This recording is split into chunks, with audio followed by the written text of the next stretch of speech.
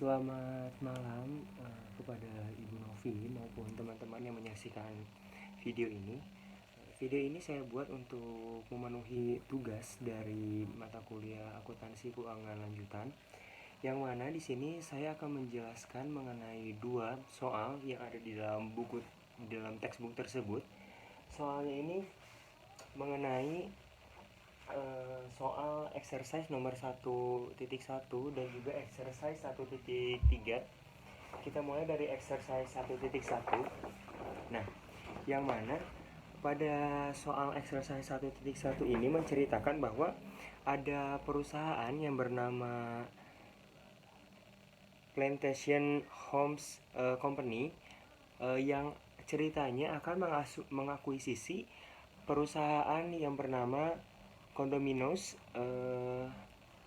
pada tahun 2008. Nah, di sini tertera mengenai laporan keuangan dari perusahaan Condominios yang mana terdapat aset sejumlah 15 juta dolar dan juga liabilities sejumlah 8.800.000 dolar. Nah, di sini juga dijelaskan bahwa ada building yang mana building ini memiliki undervaluation, yang mana artinya adalah book value-nya lebih rendah daripada market value-nya senilai 30%. Ada juga land yang mengalami undervalue sejumlah 75%. Ada juga income pada tahun 2005 sejumlah 1.200.000, income 2006 sejumlah 1.500.000, dan juga income 2007 sejumlah 950. Nah, di sini juga terdapat catatan-catatan mengenai pendapatan income-nya. Di sini ada depreciation terhadap building sejumlah 960.000, ada juga depreciation kepada equipment sejumlah 50.000, dan juga ada extraordinary loss pada tahun 2007 sejumlah 300.000. Ada juga sales commission sejumlah 250.000, dan ada juga keterangan mengenai normal rate of return-nya itu sebesar 15%. Nah, yang ditanyakan di sini itu adalah karena perusahaan Plantation Homes ini akan mengakuisisi, maka dia juga harus memutuskan berapa harga tawar pada saat mengakuisisi sebuah perusahaan, yaitu Condominios. Nah, di sini tuh di keterangan A itu harus menentukan berapa harga tawar jika dengan return on investment-nya itu sejumlah atau sebesar 25%. Nah, yang kedua itu ada berapa harga tawarnya jika return of investment-nya itu 15% dalam jangka waktu 3 tahun. Nah, di sini kita jawab dulu. Nah, di sini kita kelihatan ya. Nah, di sini kita jawab ada normal earning. Nah, normal earning ini didapatkan dari net asset dikurangi liabilities dikali rate of return. Nah, rate of return-nya itu seperti kita tahu tadi di keterangannya ada 15%. Nah, tinggal kita masukkan dengan net asset sejumlah 15 juta dikurangi 8.800.000 yaitu liabilities-nya dikalikan rate of return-nya sejumlah 15%. Yang hasilnya adalah 930. Nah, di sini karena di keterangannya ada extraordinary loss pada tahun 2007, yang mana untuk perusahaan yang akan mengakuisisi itu dinilai tidaklah penting atau tidak dihitung, karena extraordinary mau itu gain atau loss itu tidak konstan atau tidak setiap tahun terjadi. Makanya itu tidak akan masuk ke dalam penilaian perusahaan yang akan mengakuisisi, yang mana artinya extraordinary loss ini harus dihapuskan dulu dari income-nya. Nah, kita langsung masuk ke income pada tahun 2007 sebesar 950.000. Nah, di sini extraordinary loss yang harusnya sebagai pengurang kita tambahkan agar melihat berapa income-nya jika tanpa extraordinary loss, yang mana artinya 950.000 ditambah 300.000 menghasilkan 1.250.000. Nah, ini adalah income pada tahun 2007. Otomatis semua income-nya akan sama. Nah, kita langsung lihat karena ini terdapat 3 tahun income berturut-turut, yaitu dari tahun 2005 sampai 2007, maka kita ambil rata-ratanya agar bisa menilai dari 1 tahun saja. Nah, di sini berarti rata-rata income-nya adalah 1.200.000, yaitu income 2005, 1.500.000 income 2006, dan 1.250.000 income 2007. Nah, ketiga income ini kita jumlahkan dan dibagi 3, yang hasilnya adalah 1.316.666,67. Nah, dari sini kita masuk ke expected earning of target. Nah, di sini adalah kita bisa lihat ada pre-tax income sejumlah ini 1.316.666,67. Nah, di sini karena adanya undervaluation pada building sejumlah 30%, artinya harus dikurangi lagi si depresiasi terhadap buildingnya ini sejumlah 30% dari depresiasi buildingnya. Jadi 30% dikali 960, hasilnya adalah 288.000. Nah, kita kurangi hasilnya, target expected future earningnya sejumlah 1.280.666,67. Nah, baru kita masuk ke excess earningnya. Excess earningnya ini berasal dari atau kita ambil dari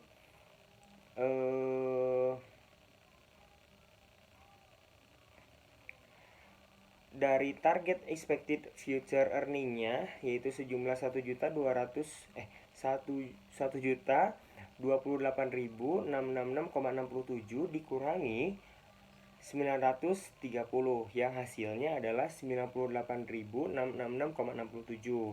Nah, kita langsung masuk bagaimana cara menghitung berapa harga tawar yang bisa atau yang wajar perusahaan tawarkan.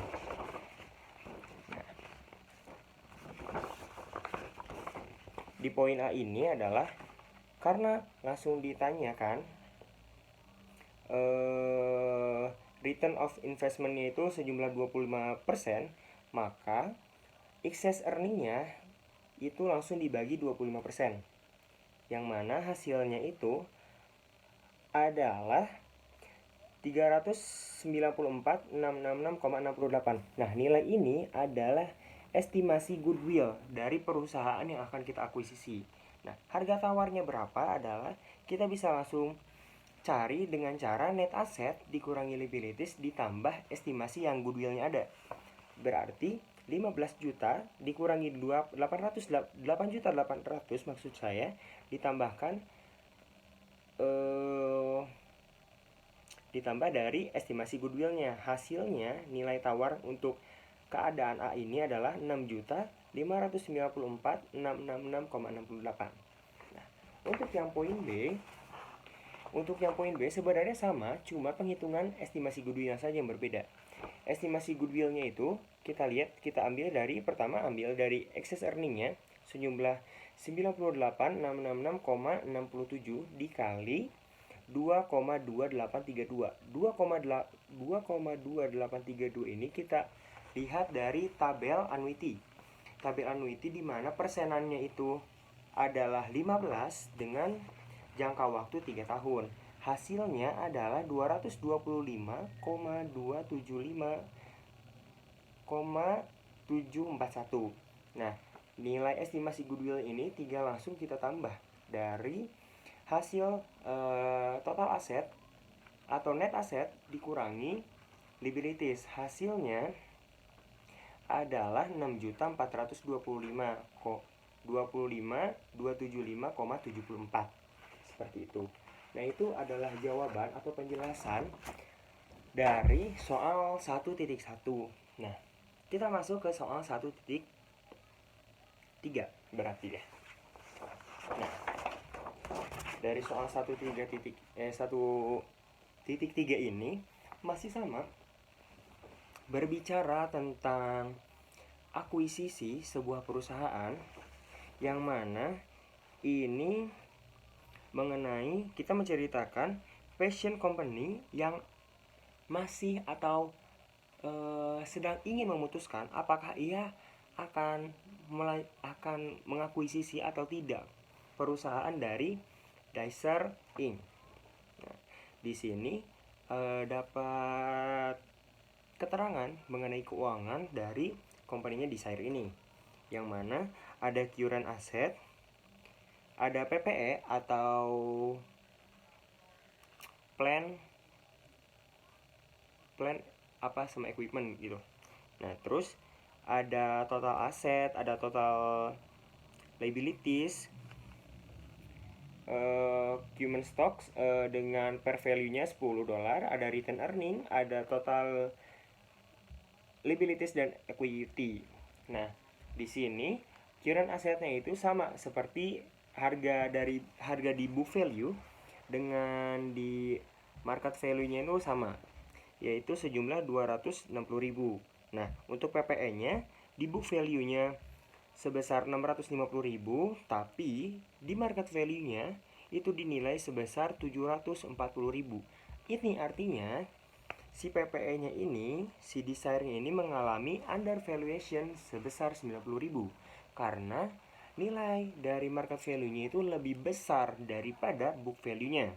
Nah, untuk total asetnya, jika dijumlahkan, book value hanya mendapatkan total aset sebesar 910.000. Namun, dari market value-nya merespon 1 juta. Nah, untuk total liabilities-nya sama, book value maupun market value senilai 400.000, dengan human stocks par value-nya dengan nilai $10 itu ada 160.000, ada juga return earning sejumlah 350.000, dan total liabilities dan equity-nya sejumlah 910.000.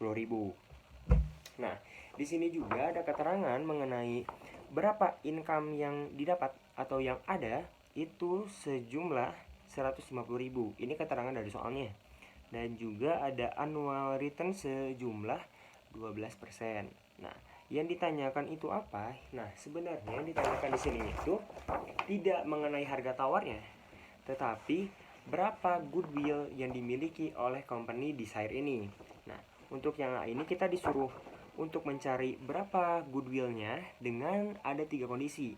Yang pertama itu kondisinya adalah expected-nya itu sebesar 5 tahun. Tapi ini tuh dalam keadaan undiscounted. Nah, yang kedua expected-nya 5 tahun, capitalized-nya 12%. Dan yang ketiga itu rate of return-nya itu sejumlah 20%. Nah, untuk yang poin C itu kita diminta untuk menghitung berapa goodwill yang dimiliki oleh perusahaan jika kita ini membayar 800.000 untuk goodwillnya tersebut. Nah, 800.000-nya ini, nah, untuk menilai apakah masih ada sisa gitu. Jadi si perusahaan itu berani membayar 800.000 untuk goodwill tersebut, seperti itu. Nah, kita langsung jawab di sini. Untuk yang goodwill, ini kita ambil yang poin A dulu. Untuk kondisi yang satu, goodwill, sebentar, mohon maaf.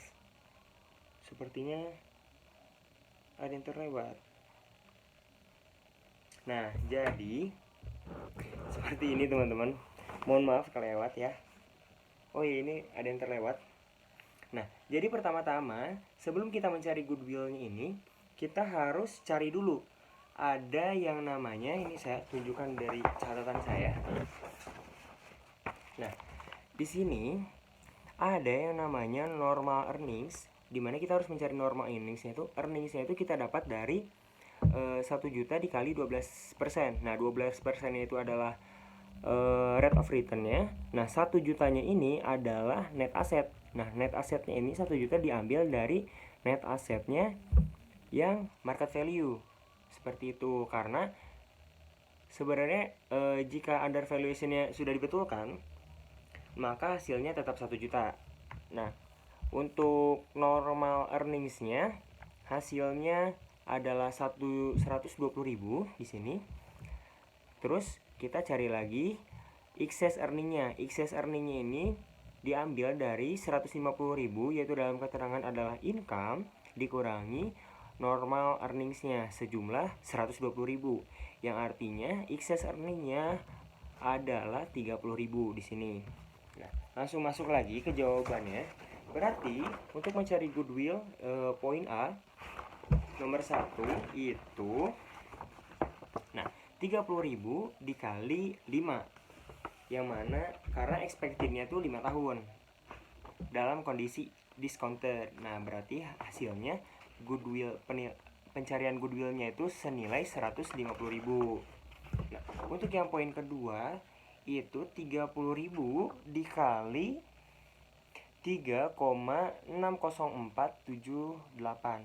Nah, angka 3,60478 ini diambil dari tabel annuity, yang mana persenannya itu adalah 12% dengan jangka waktu 5 tahun, yang hasilnya adalah 108.143,4. Nah, untuk yang kondisi ketiga yaitu kita karena ada rate of investmentnya senilai 20%, maka 30.000 dibagi 20% hasilnya adalah 150.000. Nah, itu untuk penjelasan atau pencarian goodwill poin A. Nah, untuk yang poin B, nah, untuk melihat apakah ada goodwill sisa pada saat perusahaan itu berani membayar 800.000 untuk goodwillnya tersebut. Nah, pencariannya atau hasilnya itu dilihat dari goodwill dikurangi net asset dalam kurung net asset dikurangi liabilities. Nah, nilai goodwillnya ini berapa? Ini 800.000, karena dilihat dari soalnya si perusahaannya berani membayar senilai 800.000. Nah, berarti 800.000 dikurangi net assetnya adalah 1 juta dikurangi liabilitiesnya senilai 400.000. Berarti 800.000 dikurangi 600.000 hasilnya sama dengan 200.000. Nah, 200.000 ini adalah nilai sisa dari goodwill yang tersedia atau yang ada dari perusahaan Desire ini. Mungkin seperti itu jawaban yang bisa saya sampaikan kepada rekan-rekan semua atau kepada yang menonton video ini.